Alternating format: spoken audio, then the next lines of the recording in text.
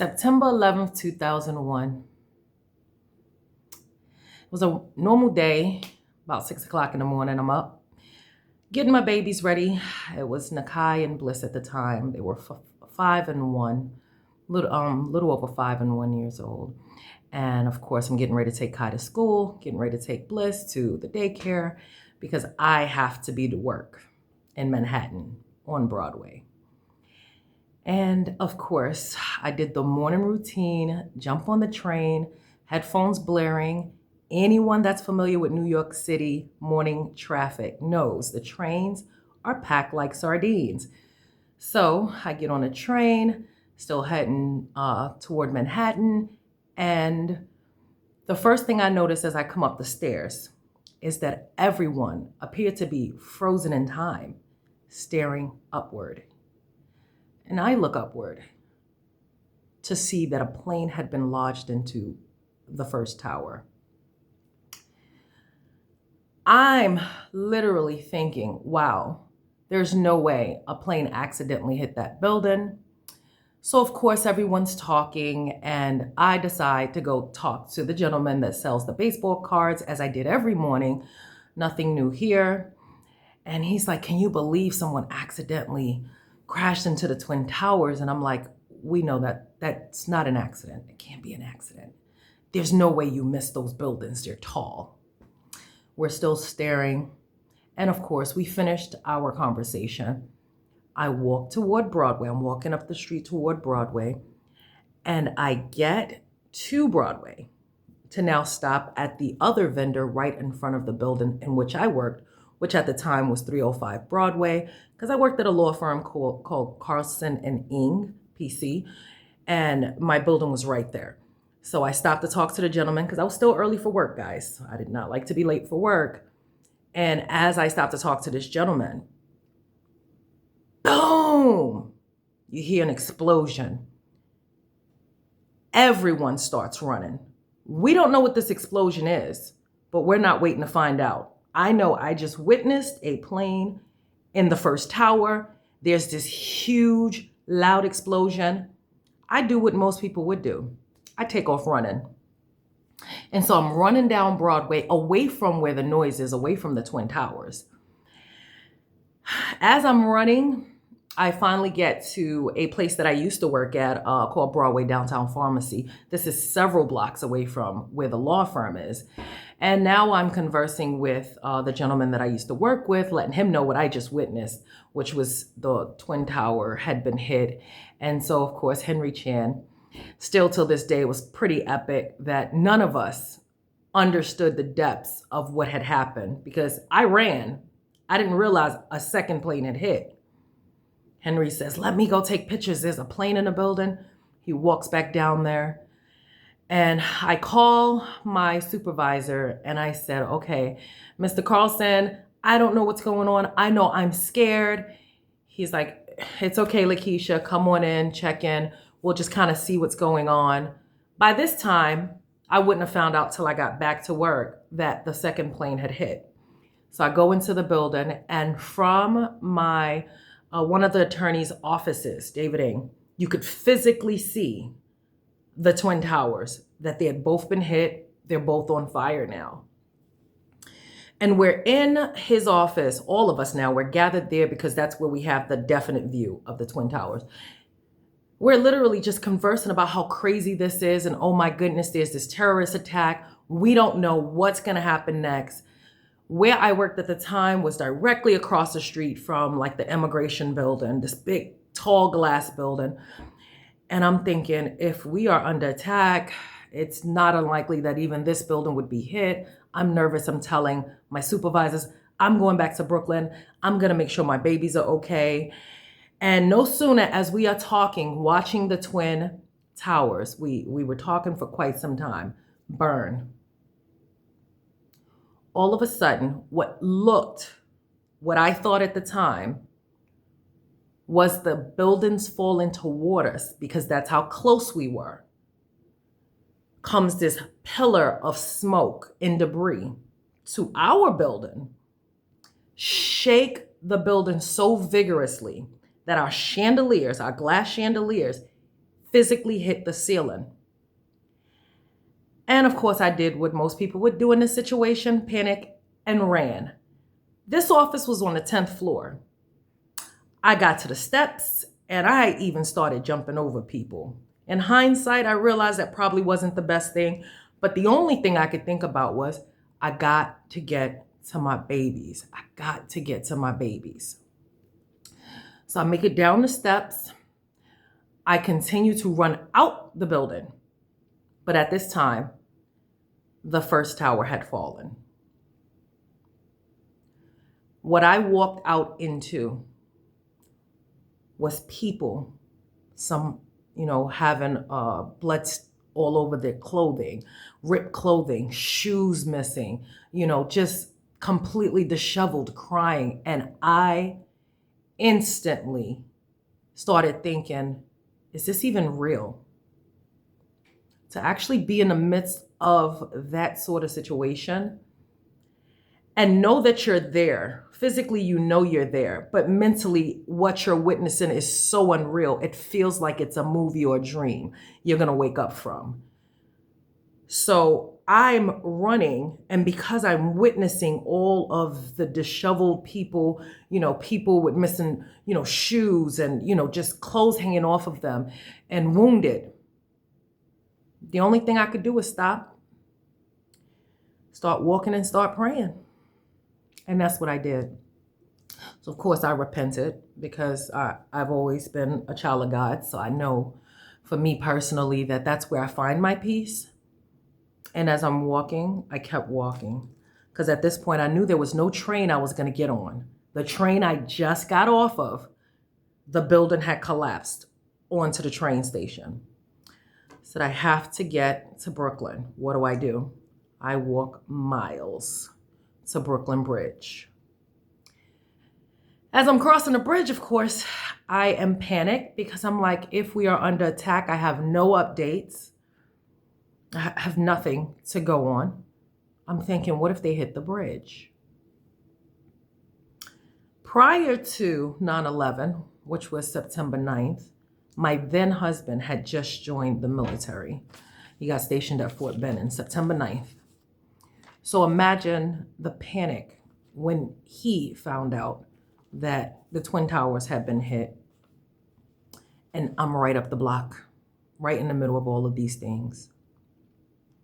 I'll never forget, honestly, it is so hard to forget the visuals that I got from this experience. It was like literally being in the midst of a terror movie that you could not scream cut to. The scent, anyone that was there on 9/11, it's hard to forget what it smelled like that day. I don't know if it was sulfur. I can't describe what the smell was, but it was so pungent, so strong that it stayed in my nostrils, I know, for at least a week. And I'm sure I've heard from other people that said the same thing, like this scent just stayed in your nose. It was so bad. And the thing I remember that followed these events was the unity that this country saw. The way it didn't matter who it was that was injured, that needed to be dug out of the Twin Towers. Everyone came together, all hands on deck. People were helping people on the street. We were doing whatever we could to be there for one another. September 11th may be a memory that many people share because they were in different places during that time. But anyone that recall that time period, it's almost hard not to think about September 11th without thinking about the unity that it brought to all Americans. While it is over 20 years later that September 11th actually took place, it's disheartening to see how far we have fallen off from the unity that took place on September 11th, 2001. if we could find any space in our hearts and minds to at least acknowledge that it does no part of this world any good to hate anyone because they are different, different race, different religion, different political party, different. It does our world no good to hate. And it actually perpetuates a consistent world of chaos, confusion, division, and hurt that none of us wants to see, nor do we deserve. I say all this to say, we cannot control what other people do in no way, shape, or form. We can't control evil. We can't control negativity. But as an individual, we have the power to say, I will not participate. I will not be a part of the evil. I will not spread hatred. I will not hate someone because they don't think like me, because they don't look like me, because they don't act like me. See, hatred has to come from the heart, just like love does. You can't say you have love for people. I love people. But you only love the people that agree with you. What you're really saying is, I have no room to grow. I have no interest in anything that doesn't align with all I choose to believe is true. We have to get into a space where we start thinking about what we as individuals can do to help the collective of people within this country, no matter what these differences are. I have plenty of loved ones and family members and friends and associates that I don't agree with what they do, the things that they say, the things that they think, how they choose to live their life. I don't agree all the time. But likewise, there's plenty of things I do that they don't agree with. It doesn't stop me from loving them. It doesn't stop me from at the least praying for them. And for all of my fellow children in Christ, if you are saying you are a child of God, more importantly, we can't stop what evil is. We can do nothing about the fact that evil exists. But if you are claiming to be a child of God, there should be no room in your life for you to perpetuate the evil by saying how much you hate the people that are being used to produce the evil. Simply pray for them. Because if you are truly a child of God and you're in your word, you know that the Lord said, if my children who are called by my name shall humble themselves and turn from their wicked ways, then will I hear from the heavens and heal their land. If we truly have children of God out here who are serving Christ, the way in which He wants us to be a reflection of who He is by producing the fruit of the Spirit, then you know yourself that the greatest commandment is love God and love your neighbor as yourself. That neighbor is your enemy. For those that don't have faith, that don't believe, I'm okay with that. I'm still going to pray for you. I'm still going to love on you because I can't give you what I don't have. And that's the thing a lot of people don't realize is that you are witnessing people projecting all that they have. They are not spewing hatred because they have love. They are spewing hatred because that's what's in their heart. And if you're in a position to understand that this battle is not against the flesh, then you know that prayer is necessary. If we treated every day the same way we did September 11, 2001, this world would definitely be a much better place, more unified, more loving. I hope this message can hit somebody, cause someone to at least stop, look in the mirror and say, am I contributing to what I desire to see in this world?